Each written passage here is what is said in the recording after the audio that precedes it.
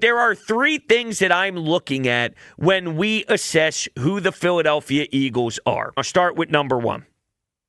The defensive line is not getting the pass rush that I'm looking for. The Bryce Huff disappointment is so real. I haven't even heard a word about his name, not just in Brazil, but I'm talking all of camp. I don't remember the last time Elliott Shore-Parks at practice or any of the beat reporters who are there every day as well mentioned one thing about what Bryce Huff did positively in practice throughout camp. That's a problem. Howie Roseman opened up the checkbook and spent a lot of cash on him. And when you let Hassan Reddick go to the New York Jets, we can laugh all we want about the way that things are getting handled up there with, Joe Douglas and that whole crap. But reality is, you paid someone to help fill the void of what Hassan Reddick meant. And right now, we are sitting in a position where your big ticket guy is doing nothing for you. And I'm so down bad on Bryce Huff that I'd rather see him, and I can't believe I'm saying this, but I'd rather see him get a flag for being too eager. I just want to hear someone say his name. Now, I don't actually want him to hurt the team, but he's been so quiet and he's been so not there for you that if he tried to beat maybe a defender and he went off sides a half second early because he wanted it so bad, maybe I'd put my hands up and go, there's something. I haven't seen or heard anything. And this is going back to the middle of the summer when they finally arrive at the NovaCare complex. It's really annoying to the point where the defensive coordinator is making claims that this man has to separate himself from the pack. You're telling me Bryce Huff is getting paid all that money and he's struggling to separate himself from Nolan Smith, who's been a nobody so far? Brandon Graham is on the back end. Brandon Graham is essentially on his farewell tour. And he is out snapping two of the younger kids that are supposed to come in here and really create a spark. I hope that they can somehow find a way internally to generate more pressure. But remember, as the season progresses and as the season moves forward, they are going to wear down more. I'd imagine Jordan Davis will look different Week 7, Week 8, Week 9, compared to when he's as fresh as he can be in Week 1 and Week 2.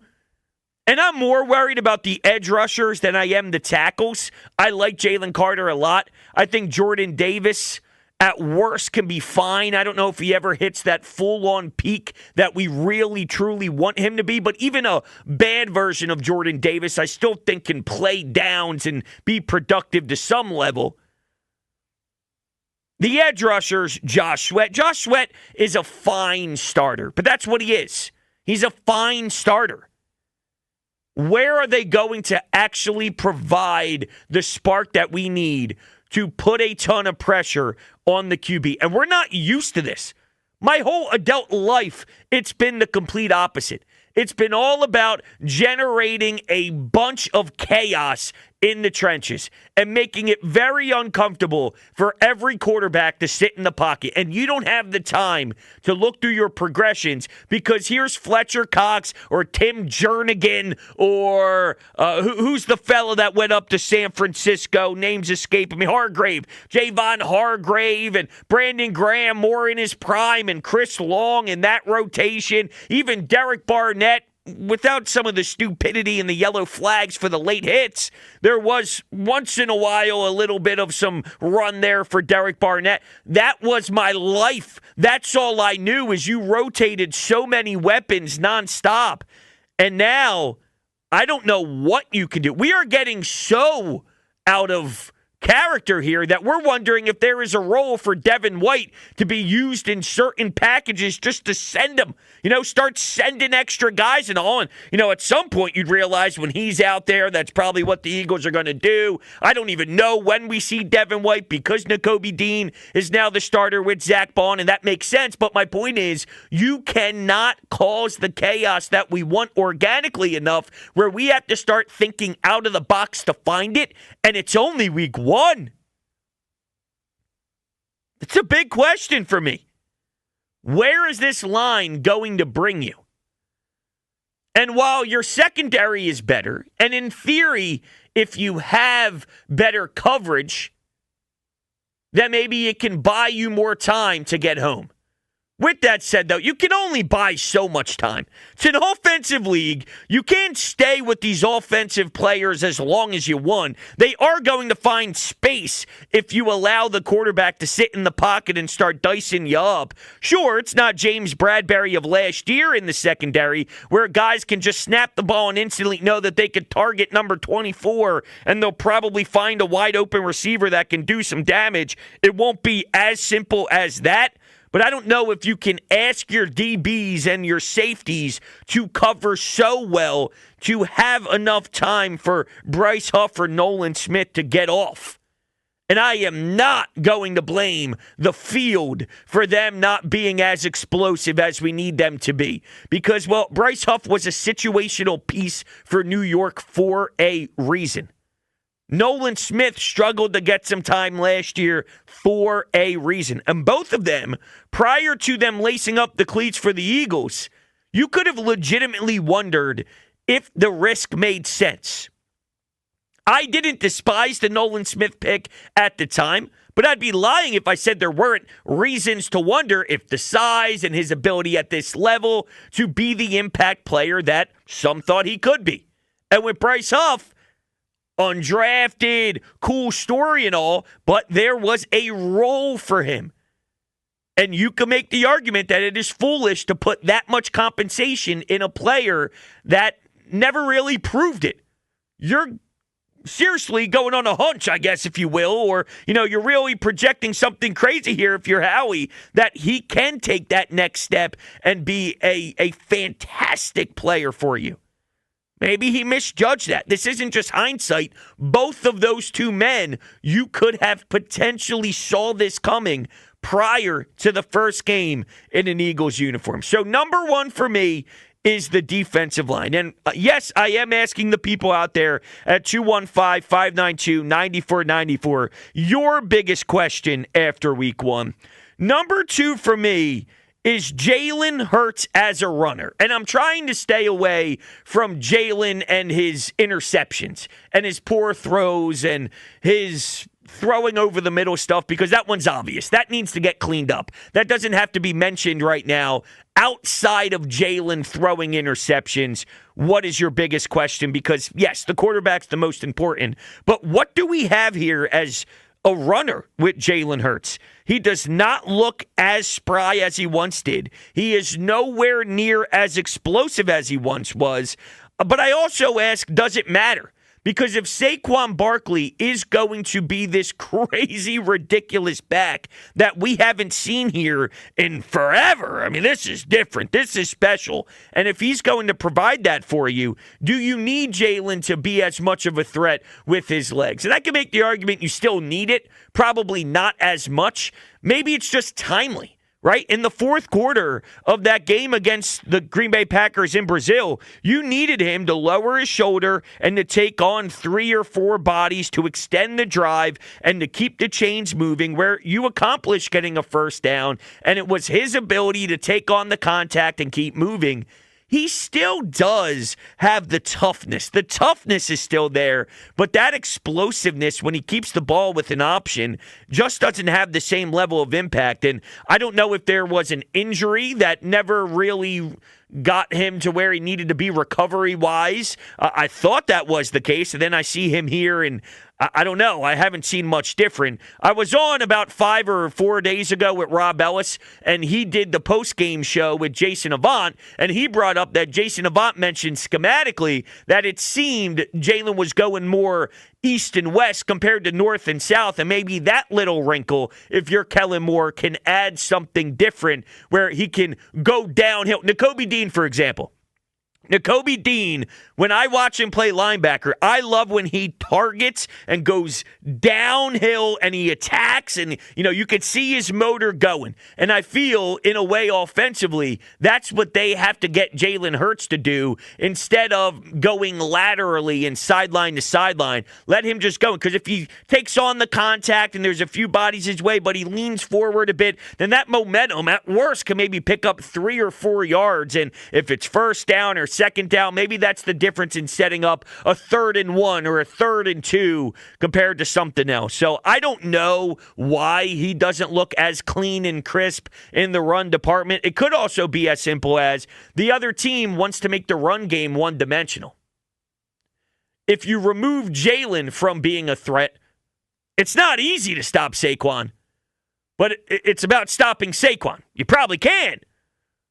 But in theory, mathematically speaking, if you're playing the percentages, stop one guy or try to stop 2 guys.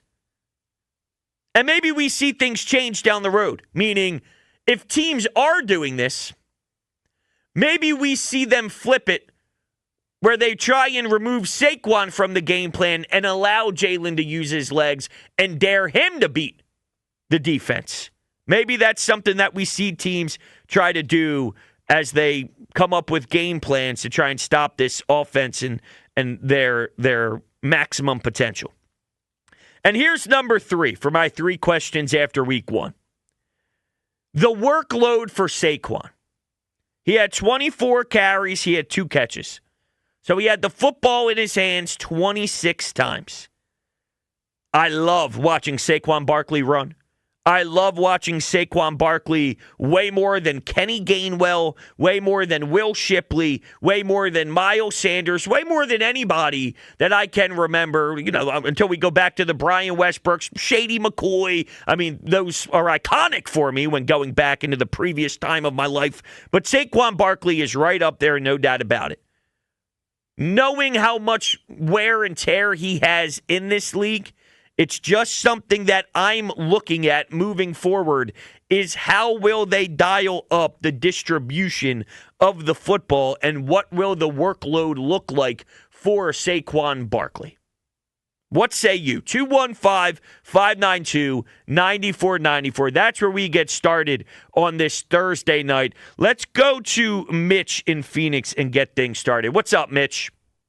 Well, you said exactly what I've been thinking, and what you said indicates they're not only not getting to the Super Bowl, obviously they can't win it, because you cannot get to a Super Bowl with the type of defense that they put on the field. Sure. I mean, look, that's a long ways away. There's a trade deadline. I've seen Howie Roseman pick up the Linval Josephs of the world to help out the defensive line when they needed it desperately to help stop the run and whatnot. So, sure, we can talk about Super Bowl, and I get it. I'm just not there yet personally. They need help. There's no doubt about it. They have to find a way to produce more with this defensive line and in the trenches for them to be any serious threat to win a Super Bowl. I can get behind that. Let me ask you this. They only played one stinking game in a country they shouldn't have gone because the field was a mess. Let me ask you this. What if Monday night Huff gets 2 or 3 sacks and 8 tackles? Do you change your opinion? Yeah, it definitely helps start that conversation on if Bryce Huff is a game wrecker. Because if that's the case, then he's a legitimate game wrecker. We have to highlight his name significantly if I'm the opposing team's offense, and we can't let this guy tear us down. If that's what he becomes, then of course that will change my opinion. Well, honestly speaking, I never heard of the guy. Let me ask you, did you ever see him play as a Jet and say, whoa, that dude's something else? Not to the point where I was like, wow, but I thought he was definitely a piece that helps out a defense, and he's definitely someone that makes a heavy impact. I would have liked Bryce Huff more if you could have acquired Bryce Huff and kept Hassan Reddick. That would have tickled my fancy more if he's added into like a really awesome rotation. But if he's the main part of the rotation, which is what the Eagles paid him to be, then no, it doesn't wow me the way I want it to. Well, how did this all fall apart? He didn't sign Hassan Reddick. He wanted more money. Is that correct? They wanted, yes, Hassan Reddick and his camp wanted to get paid what they deemed was fair value. So they didn't close that deal, but they picked this guy up with just an average resume and gave him, what, $51 million? Gave him a lot of money. Now, something's not right. I think it came down to projection, Mitch, and thank you. Howie Roseman projected him to be able to hold more end of the bargain, if that makes sense, and projected him to be better and more than just a situational piece that he was in New York. It was projection. They projected Bryce Huff to continue to add to his craft and continue to add to what he brings to the table, and that's what they thought he would do. And maybe Howie was right by the end of it. Hassan Reddick didn't just start off lights out when he first got here. It took a little bit of time. He seemed to be a slow starter at times, so I'm willing to give Bryce Huff a chance, but all I have to go off of right now is what I witnessed in Brazil and all of training camp, and it's been a flat-out 0 from Bryce Huff. So I hope he can come alive and be this ridiculous, spark plug for you. But based off of training camp and now, I've gotten literally no pulse from Bryce Huff, so I think it's fair to ask that question. 215-592-9494. What's your biggest question after week 1 that isn't Jalen Hurts not throwing interceptions? Because we all agree and co-sign that he can't be throwing those interceptions. Outside of that, what's your biggest question moving forward? 215-592-9494. It's Brodes. We're just getting started on 94 WIP. My mind is definitely all on the Birds, and I've been heavily thinking about this team since I saw that final game. And, that first game, I should say, and the score went final. I really did enjoy the win, and I know that some of my questions definitely skew negative. The reason why it skews negative, though, is I do have a high standard for this team. I do look at them as a team that should be going deep into the playoffs. Super Bowl or not, I'm not necessarily sure. Teams in September are not the same as the teams in November, in December, in January. You elevate, you evolve, you become a different version of yourself. So by no means do I think day one is who you are going to be all season long, and I acknowledge that. So I'm trying to figure out exactly what needs to change so this team can hit their best football to potentially win it all. I'm trying to win it all this year. What needs to change? What needs to happen? Where do they need to evolve? And I have 3 questions that pop up into my head. How good can this D-line be? Because they need pressure if they are going to be a force. Can Jalen Hurts be better as a runner? Who is Jalen Hurts as a runner? Do they need him to be that special runner if Saquon Barkley is as awesome as he was in game 1? And how many carries, how many touches can Saquon handle on a week-to-week basis? I don't think I'm being too obnoxious. I don't think I'm being too critical or asking questions that are too obnoxious. I think it's all fair. I think it's all reasonable. What is your biggest question after week 1? 215-592-9494. That's the phone number. People are lined up. Let's go to Harold in Seattle. Good morning, Harold. Hey, man, great show, and the show just started. I'm just giving you your greatness in advance. Well, thank you, Harold. Hey, look. If the Eagles tackled like they did against the Packers, the next practice, every player and coach need to practice and address. What you think about that? I think you nailed something because Nick Sirianni recently brought up as well that he would like this team to be better tackling for sure. So I don't think you're off base whatsoever. One more thing. In school, I learned in school that an object in motion will stay in motion unless acted upon by an outside source. If their legs are moving, tackle them in the shoulders is not going to do any good. They got to go for the waist, the legs. I mean, it's okay to tackle in the shoulder as a last resort, but you can't tackle high all the time. And to me, it was disgusting watching them, and they look scared. But they will win their first 6 games. Hey, I would love that, Harold, and thank you for the call. I appreciate it. If they're winning the first 6 games, I mean, I'm dancing naked down Broad Street. So Nick Sirianni was asked about some of the tackling, and they are adding drills to improve the tackling to their practice schedule, which they did do on Wednesday or Thursday. Sorry, these days are all confusing me now that it's midnight. Yeah, on Thursday, they did that. So, you know how corners are, though. You know how some safeties and secondary players are. They get afraid. They get soft. They sometimes don't bring that physicality that you would like them to. That's just the nature of the position as well. Now, we have some guys that are willing to play the boomstick, if you will. When Sidney Brown is healthy, he's not afraid to muck it up. Reed Blankenship isn't afraid to throw some hits out there.